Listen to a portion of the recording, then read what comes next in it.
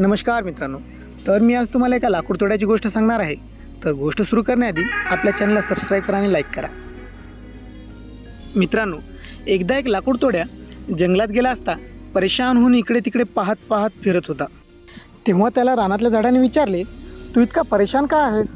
काही हवे आहे का तुला? तो म्हणाला, माझ्या कुऱ्हाडीला दांडा नाही, त्यासाठी लाकडाचा एक लहानसा तुकडा मला द्याल तर बरं होईल। ते ऐकून झाडाला त्याची दया आली आणि त्याने त्याच्या फांदीचा एक तुकडा त्याला दिला। लाकूड तोड्याने तो आपल्या कुऱ्हाडीत घातला व सगळे झाडे तोडण्यास सपाटा लावला।